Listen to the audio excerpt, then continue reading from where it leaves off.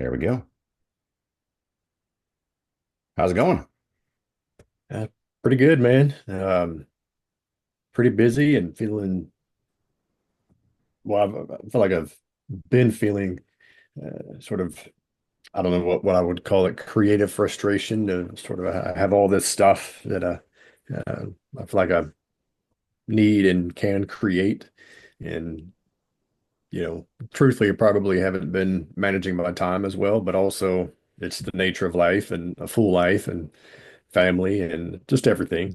So I won't beat myself up too much about it, but yeah, just really need to figure out setting blocks of time routinely, because it's just like, people talk about, I just wasn't really feeling the creativity. Well, half the battle is you have to put yourself in position. This is why we have rituals and things like that to sort of prime us to get us into those things. Yeah, it's wow. Talk about wavelength. So just after a discussion with Paul, where he told me when he was CMO, he used to break his schedule down into 15-minute blocks and plan out tomorrow at the end of today, right? And I said, Yeah. well, interesting.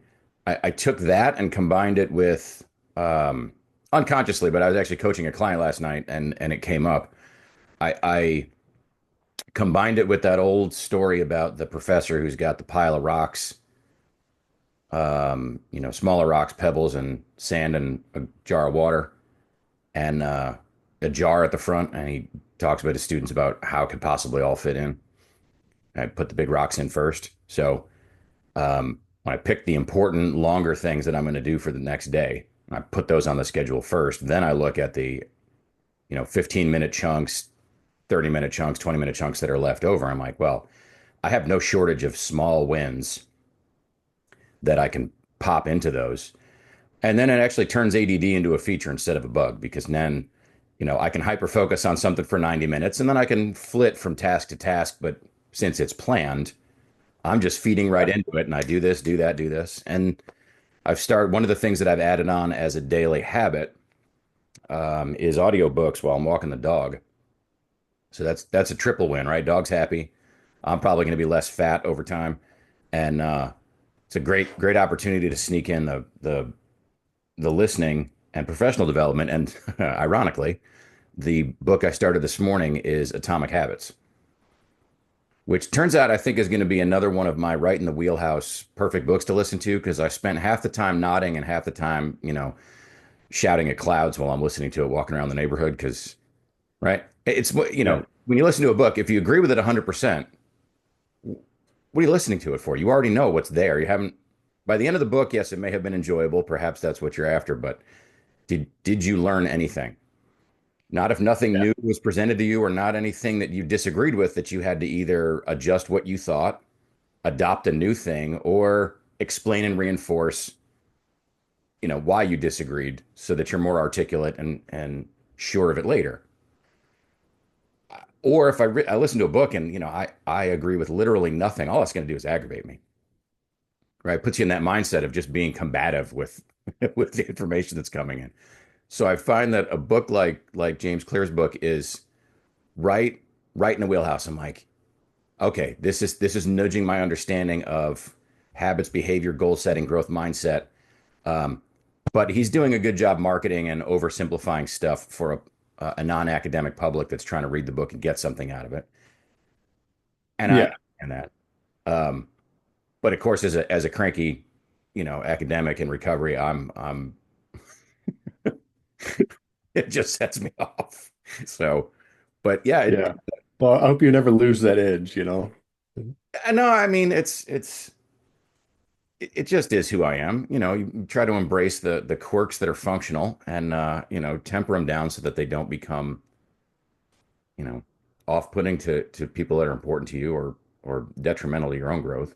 Yeah, well, with the concept of psychological integration, it isn't about getting rid of particular aspects of ourselves. It's about differentiating it so that we can integrate it, which means they're understanding when it's appropriate to be this way or that way and when it's inappropriate to be. And so sometimes being the hypercritical, skeptical version of you is the right thing to do. And then sometimes that's the last thing that's really called for because there's something else that supersedes that in rank of importance, you know. And so Yeah, it's like, oh, I'm never going to be critical and skeptical again because that's, caused me a few problems before. It's like that's not the answer either.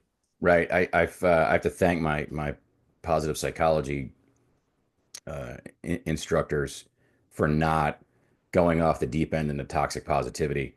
As some popular authors, I'm not going to call anybody out, but there's a lot of people who have their coaching programs or their books, et cetera, that are based on positive psych. But it's kind of a it's kind of a misinterpretation of the whole idea. You know, and it's subtle in its language. It's like that thing we talked about another time, one of these Thursdays about, is that negative occurrence that happened to you? How do you make it a gift? You don't. You make a moral judgment that that thing that happened was awful. And then you make a further moral judgment about your own responsibility to make the best of whatever happens to you and do something positive after the fact. I suppose some people helps them to think, well, then it was a gift. It was a positive occurrence that happened. I suppose if it gets you to the same point in the short term, I don't have much quibble with it. In the long term, I think it's poisonous. I think if you fail to practice being a moral being by making moral judgment, you lose that skill. That's a muscle like anything else. And the example that I threw out was people misinterpret what Christopher Reeve said at the Academy Awards. I wouldn't miss it for the world. He was not saying that he's so happy that he got thrown off that horse and broke his neck. That's not the thing he would have missed for the world. He dedicated his life to making sure nobody else had to experience what he's experiencing or experienced. Rest in peace. Mhm. But he went out on stage and said, I wouldn't miss this for the world, meaning he wasn't going to let what happened to him stop him from still being Yeah. part of the Motion Picture Academy, etc. I'm like, it's a nuance, but I mean, that's one of the themes we've been hashing about for months is everything, if you use your brain, there's some nuance to lots of things. Yeah, Not you so may much have been through something meaningless, but very negative and terrible and even traumatic, and through deep work, um, you heal from it, you overcome it, and then there are these wonderful, meaningful lessons that you have been able to derive from it. And so there's gratitude for the experience of that, but you're not going to wish the particular tragedy upon anyone else just so they can have some meaning in their life. Now that being said, there's an abundance of suffering and tragedy that we will invariably encounter, and those will be some opportunities to respond to it in a way um, that you will have the choice to transform the experience into meaning, but it's not the thing. And I think it actually um, diminishes the whole process if we label the negative thing, the traumatic thing, the tragedy, or whatever it is, as the gift in and of itself. yeah, I think the it's about nuance, transforming the experience of that thing. right, right. Or I won't even go as far as the experience of the thing. It is the I'll use my wife as an example. Her breast cancer is neither a gift and the experience of it is not anything to be grateful for.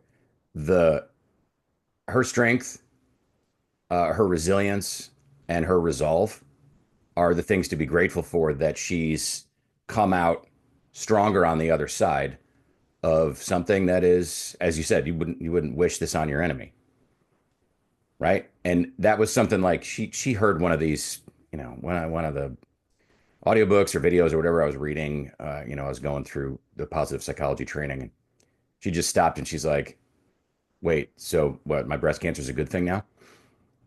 And that, hit the pause on the learning material, and the two of us hashed that out for a little while of like, okay, why is what people are saying about responding to tragedy and trauma clearly of value, right? What they're saying to do, make the best of it, work positive, look for an opportunity, make yourself stronger, you know, all of that is true, all of that is helpful, all of that is a net good and an absolute good, frankly. What are we missing in that nuance, or what are they missing in the nuance that just rubbed rubbed the wife and I completely the wrong way given the experience we were having. And it's like it's that subtle. We ranted about it a little bit last week. This subtle creep of postmodernism and nihilism into everything. Of it's trendy and seemingly intellectual and enlightened. That's the word I think I'm groping for. To think of these things as, well, there is neither good nor bad. Yeah, there actually is, and your ability to tell the difference is a really important skill. That if you just whitewash everything as, well, it's all a big zero in the end sum. Yeah, but there's a lot of waggle in that curve. Yeah, yeah. In some way, it could be erroneous to adopt the mindset that the negative thing, the tragedy, the trauma, is a gift in and of itself because it risk wrapping your identity up in the thing or Yeah, over identifying with it. And then it's like, if that's part of our identity, and then when life calls us to heal from that, to transform ourselves in response to the thing, which means maybe the thing has less grip on you in a negative, nihilistic way, which means sort of, I don't like to say letting go, but moving beyond that. Um, a lot of people perceive that on an unconscious level as losing their sense of identity because they've wrapped their identity up in this thing so much. And then yeah, when that happens, it's like, well, I can't lose my sense of identity. And so then people become possessive of this idea of this thing being a gift in and of itself, rather than the totality of the experience, how you're going to respond to the tragedy, the terrible thing in and of itself, um, and, which takes more work than simply just, well, that's a gift, and I'm just going to be right here, and I'm okay the way I am. And of course, that's reinforced in our society way too much, in my opinion. And it's like, are we okay the way we are? Not with everything. I hope this isn't the best that I get, and I hope this isn't the best that you get. Otherwise, it's like, I don't believe in myself, or I don't believe in you, or at least that you could be any better. And maybe that leads to an even bigger problem if we're not even believing in each other or ourselves, in the sense that we could be more of what we have the potential to be. yeah. That it goes back. I think that I don't know if we've discussed it more than just in passing that resilience is a bad concept post. I mean, that's an oversimplification of what the poster was saying on LinkedIn. Um, but you describe your initial reaction to that was that was a very lazy take to fall into the trap of uh, if we over rely on resilience as a good concept, then we are necessarily victim blaming because it's this person's fault. They just can't get over it. And no, yeah, there are two errors in that false dichotomy, right? It is this person's responsibility, thus it is this person's fault. No, though, you sent out that video of Michael Caine reading "If" by Kipling, right? And as I listened to that, I'm like, well, I don't know if this is timely on purpose or what, but the whole, can you hold two thoughts in your head at the same time, right? Is nuance a muscle that you're working out and developing as as a human skill? Because these things are more complicated than that. And like you said, it's lazy or it's oversimplifying. It's almost like um, when you teach a child not to go too close to a fire or a hot plate and you oversimplify, you have them thinking at some point fire bad. Fire's not bad. Getting burned is bad, Yeah. right? Fire's great. When I keep it in this glass box in my fireplace with a gas pilot light and ignition and electronic temperature control, and fire's fantastic. I'm a huge fan of fire. I bet the cavemen were too when they stopped freezing to death. Um, it's a little bit more nuanced than fire bad. And I think that's one of the things that you talked about reinforced in our society, the goal of a suffering-free existence, a risk-free existence, a mistake-free existence, a negative-free. Okay, well, there's also no reward that goes with that without some risk. Risk is another one of those things that's nuanced, where there's foolhardy risk that is doomed to failure and is only self-destructive. And then there is achieving nothing, because if all risk is bad, right, you make no progress because you have to risk failure to achieve success. And most of the time, when you do achieve success and you look back, it was not a straight line. There were plenty of missteps and mishaps. And I mean, that's on a biologic, physiologic level, right? I just one of the experiments that Clear quotes in Atomic Habits is one of the operant conditioning. Cat in a puzzle box, right? Well, cat starts 90 seconds to escape from the box, and then it's 30, then it's back up to 60, then it wasn't 90, 80, 70, 60, 54. It bounced around, and even at the end, the speeds with which the cat escaped from this box after learning that the lever did it was 5, 6, 5, 7. The lowest one, the last one was slower than the previous three. What does that mean? It doesn't mean Yeah. anything. It's right. Yeah. It's all in the So, average. so even if you sort of nail it on the first try, how do you really know that you nailed it? Right. And I tell my boys If that you have no sort of data points, right? And so it's just like, so yeah, the second attempt, why did I do worse when, you think the second one would be even better, and it's not always the case. right. And I'm teaching somebody a skill, and chess, baseball, whatever it is. They do it. I'm like, okay, do it again. What do you mean? Do it again. I want to know if you're lucky or you're good. Do you know Yeah. what you did? Was it intentional? And even if it was intentional, it's not automatic. You haven't built it. One of the things I do like about Clear's book so far is the idea of it's got to become automatic if you're going to do it repeatedly, unconsciously, and without the effort. Yeah. I was just thinking it has to be repeatable. Yeah. Well, if you don't know what you're doing, how do you know that you can do it again? Right. And I joke with them. I'm like, oh, are you lucky or are you good? What do you mean? Did you mean to do that, or did it just work Yeah. out well? Yeah. Well, it makes me think of beginner's luck. There's a reason why we have that notion and that we point it out, right? Well, maybe it's beginner's luck because experience tells you, yeah, with the second hand, I probably won't play the cards as well as I did my first go at it. So And the person who will say beginner's luck is often the expert. And it is not a denigration of the beginner's success. It's a trying to frame it for the beginner that, like, look, I know something you don't know, which is, even though I'm an expert at this, I'm gonna not achieve it 100% of the time. yeah, So let me just give you that perspective that what you did might not have been intentional, and it's going to take more work even to get it as yeah. successful as I do, which is still less than 100%. It's an understanding that when we're doing something we've never done, technically speaking, it's a shot in the dark. And we know that even if that shot in the dark landed pretty close the first shot, that it could have easily been completely off the mark. So it's that understanding that, hey, this was a shot in the dark. As much as I might like to think that I was able to predict how to, hit the mark with something I've never even seen before.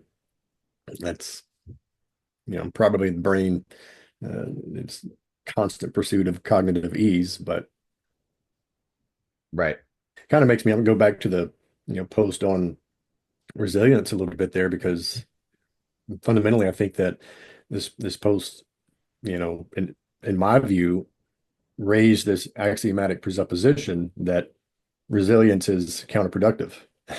And Yeah. they didn't say that, but you can infer that from that. And it's just like, if people would take a moment and question their attitude about something. Why do I have this attitude around this concept or this notion? Then maybe we can get closer to those axiomatic presuppositions and realize, like, okay, it's a very incomplete one at best. I mean, and maybe it's just outright wrong, but and then maybe you realize, okay, there's something to that sometimes that warrants some nuance, and then I can provide the nuance. But that particular post, which I think is a microcosm of how a lot of people sort of present things these days, was Like there's no nuance and there's no questioning the attitude there. I think it's worse than that even. I think the post actually, as I read it a little more carefully, it was that yes, resilience and bouncing back and working through a trauma, a negative occurrence. They actually admitted that it was important and good, but because the concept is presented and pursued and researched and taught poorly, which I agree with them in many cases it is, they took that as we shouldn't bother. Not here is a net human good, a necessary skill to flourish, right? Without resilience, that's you're going to have a rough life. That's just about the way it is.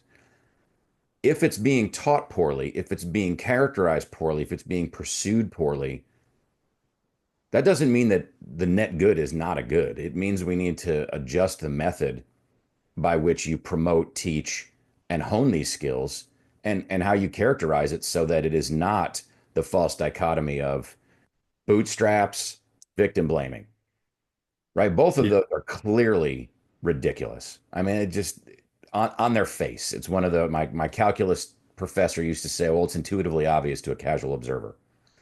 In calculus, I was not a very astute casual observer, but in this human interactive resilience is bad or good. It's victim blaming or this person's 100% responsible for everything that happens to them and then pull them up by their bootstrap. Okay, those are absurd on their face, But to say that someone that you're making an inappropriate value judgment about somebody by identifying that if they're not bouncing back from a trauma, then by definition, their resilience skills are insufficient to do so. That's not a judgment. It's simply a statement of fact. If I say now that's because they're a weak person, well, then I just turned it into an appropriate value judgment. And if I Yeah. say suck it up and get better at resilience, just abracapocus do it, that's ridiculous. If it's Yeah. I identify that person that is struggling with getting back past a trauma because their resilience is insufficient. And that means that they need a better network of help. They need individual counseling. They need work. They need processing.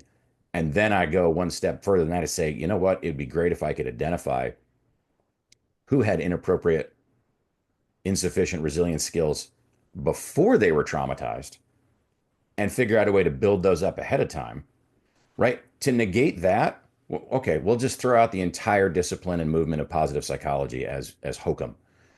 It's as you said, it's lazy, it's reductive, and I've again as to make it worse than that, I think it was harmful. I think Yeah. the point of view is actually doing humans harm because the opposite would be identify those people by just being honest. You look, your resilience skills are just not where they need to be, and it's not if this trauma you insufficiently planned for, well, okay, that's life. Nobody plans for a horrific trauma, right? And even the most practiced, skilled, and rehearsed resilience routines may not be sufficient for some of the horrible things that humans endure. Okay, that person needs help, right? And if I take that as the result from stating a fact of there's a gap between resilience need and resilience skill, then I've done a net good, right? I've identified a person who needs help, and then we focus our help on them. And for the folks whose Yeah. resilience is sufficient, well, good. How did you do that, and how can you teach other people, or how can we teach other people to do that?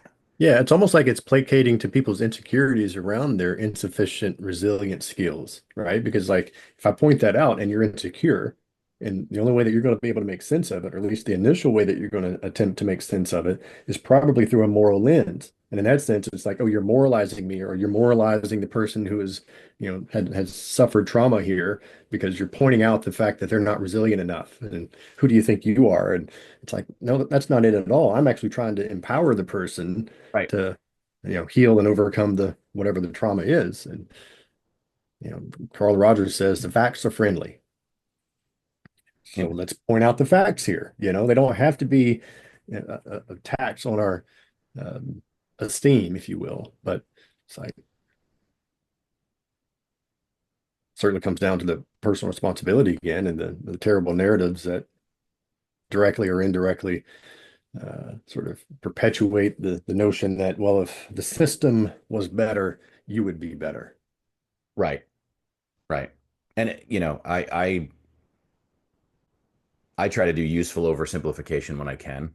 It would be like, teaching one of my boys to pitch, right? I taught a kid a new pitch, and he'd only been working on it for a week or so, and he threw it in a game, and he actually threw it two pitches in a row, and the first one he executed it perfectly, but he set it up wrong, and the second one he set it up perfectly and executed it wrong. And the first time he threw it, it did not strike out a player that he had two strikes on. And the second time that he threw right after that and executed it, set it up right and executed it poorly, the kid hit one that hasn't landed yet. Okay, now Yeah. life is unfair. The system is unfair. It was the after action review with that young man was like, all right, what happened? He hit a NASA experiment, coach. He sure did. Why? Because this. Okay, so you learned from throwing it, setting it up wrong to set it up correctly, but you haven't practiced it enough where it's consistent that you can throw it. You threw it 50% execution at that at bat. It's Is that good enough to prevent a guy who's already got a D1 intent letter playing little league in the summer? Yeah, yeah. If anybody was going to hit a moonshot, it was this guy. Even if you threw the pitch perfectly, you had a decent chance of throwing it. Of Yeah. him hitting over the fence. And he's like, "Yeah, you're right. I need to work on that pitch more than 2 weeks before I throw it to that guy." And I said, "Yeah. And what's the positive though? Is the first time you threw that pitch, but it was a little bit too far on the inside, but it broke just how you wanted. Did you see his eyes?" He's like, "Yeah." I'm like, "You threw something he'd never seen before." And he didn't know what to make of that. Now, when you hung it and threw it a little bit closer to the middle of the plate, he definitely knew what to do with that. But there's no moralizing and victim blaming, right? Mason, you gave up a home run. Why? Because I hadn't practiced the pitch enough, coach. Okay. It is, did you get any positive feedback or inkling that that is worth practicing?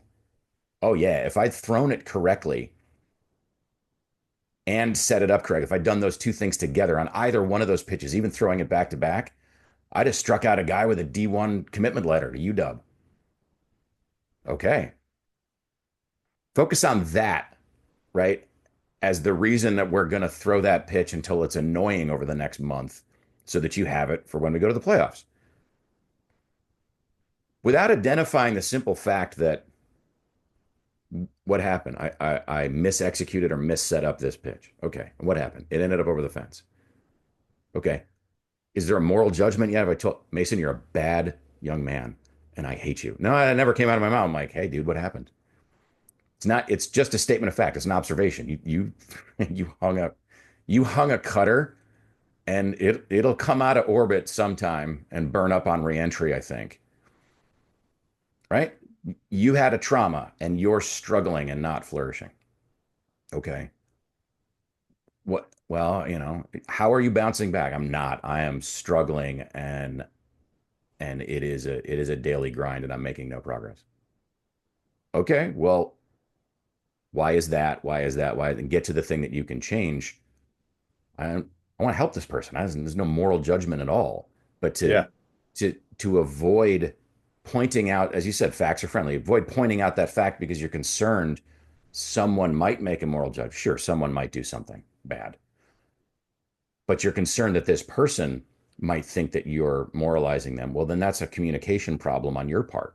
Right. Right. Because I was going to say the inverse of that, or the flip side of that is if the person isn't really explaining themselves well enough on the other end, which okay, that's happens, is that we don't ask enough questions. That's one of the biggest things I work with clients is people would come in and it's generally their life problems have to do with, not just themselves, but someone else in their life. And so they come in and rightfully so, they're venting, they're trying to process, they're giving me information, and it's all, well, the facts are friendly. So they're friendly for me too, because it helps me do my job. Um, but essentially, they're wrapped around the axle around something that someone did or said. And, they recount the conversation essentially to me.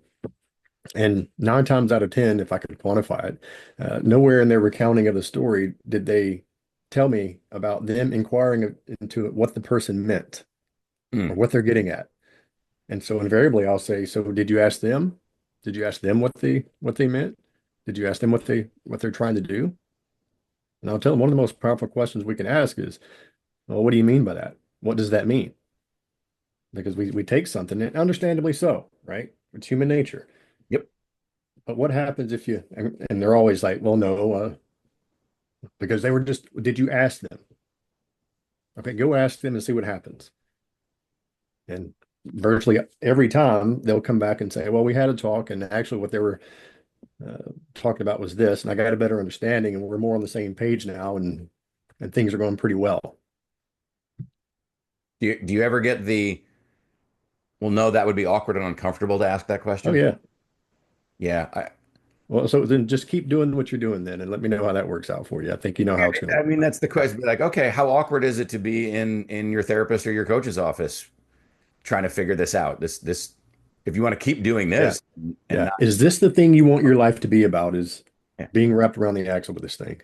yep. And it's again for coaching, which is more awkward, having the conversation with my pitcher about, hey, why'd this happen, or leaving that poor kid on the mound with no feedback, no direction, no coaching.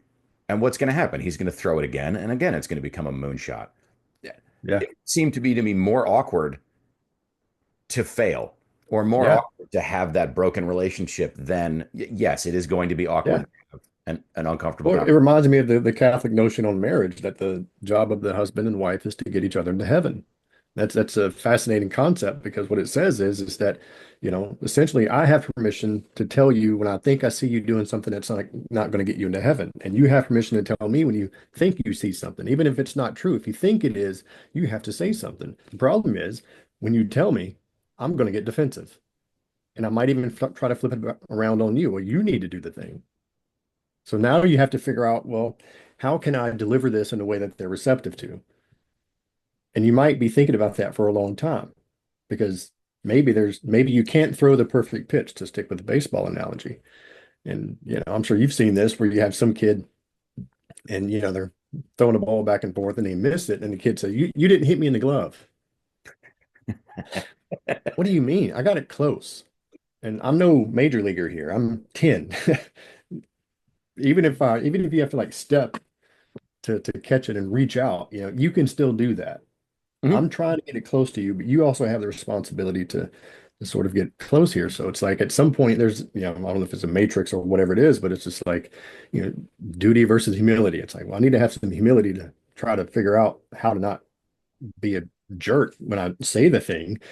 But maybe the thing is so important and urgent that it just needs to be said because maybe there's a long line of things that are going to need to be said. If I delay this one, the things are just going to get backed up.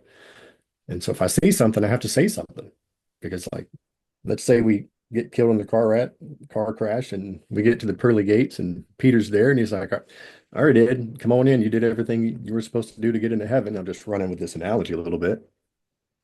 And I come in and Nikki's kind of right behind me and Peter's like, hold up. You didn't do everything that you were supposed to do. What? Yeah, Ed was supposed to tell you. Well, why didn't you tell me? Well, you would always sort of get defensive and mad when I brought up something to you. Well, why didn't you tell me anyway? Right. Oh, I can't get into heaven, right? And you can see the imagery, and maybe it's a bit extreme, but I think it's applicable because maybe it's that important, even if it's about baseball, right? Because there are implications to that. You're, especially with kids, you're building a schema around things. Well, and yeah, that schema, I'll even kind of let them behind the curtain as to what coaches, because I tell them, I'm like, look, the chances any of you are going to play in the major leagues is just about zero. The chances that many of you will get married and have sons and daughters of your own that you're going to want to coach and teach baseball to is actually pretty high. So You might as Yeah. well learn why I say some of the crazy things I say or why I do some of the things that I do so that you can start to internalize what effective coaching is while you're still a player. And I do this as a physician, I do this as a coach.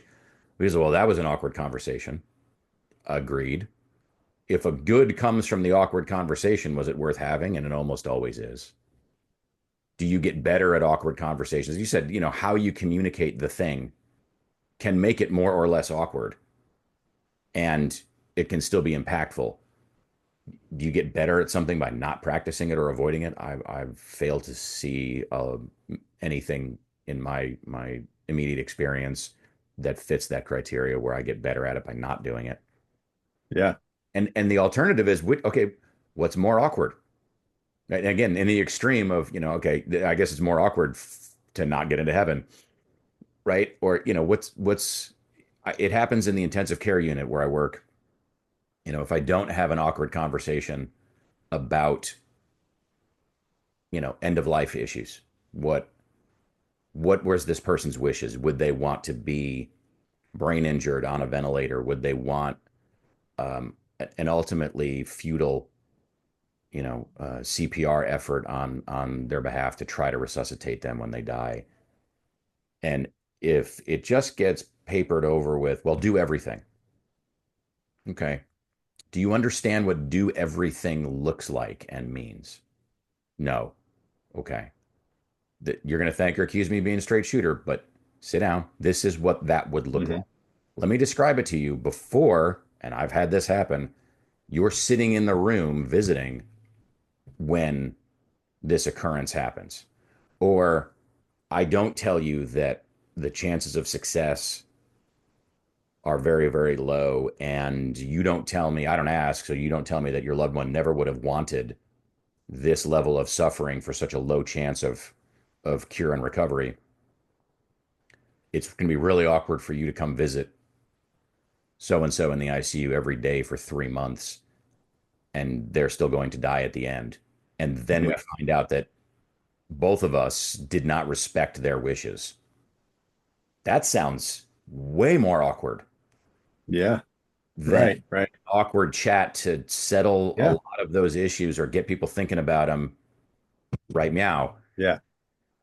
So there's no getting. I think that the fallacy is, just like, I'm raising a child. I can make it a riskless childhood. They'll never get injured. They'll never have a failure. They'll never do. Sure, they'll never succeed either. As if you cannot avoid all risk. You cannot avoid all failure. You cannot avoid all awkward. Can we make that a bumper sticker? Yeah. Well, your example of sort of in critical care and end of life, to me, that's a really good example of why all the nuance that we dive into is worth it because it helps us arrive to something that truly is sort of black and white. I either do this or I don't, and here are the consequences. Right. So it's like if I don't say something, um, then that's absolutely fundamentally an indication that I don't believe in you, that I don't believe you can handle it and do something with it. It's kind of like what you and I and Paul were talking about a couple of weeks ago. It's like, do you think she's a good person? Yeah, she'll figure it out. Yeah. But if I tell you, even if it's awkward, that's also an indication that I believe in you, that I believe you can handle it, that I believe you will come to your senses, that you'll come around, that it's going to be beneficial. And maybe even it's a belief that you'll be grateful for the whole thing. As far as me telling you the truth as I see it, And so that's a rare moment of me of being black and white here. But it's like, if I don't tell you, you know, ultimately, um, then it's an indication of a severe lack of belief in you and what you can handle and your resilience or your potential for resilience. Merry Christmas and have a happy New Year, brother. And Yeah. Merry Christmas and Happy New Year to you and your family. And I hope it's wonderful and meaningful. likewise. And I will see you in 2025, my friend. Yeah, sounds good. Take care. Bye bye.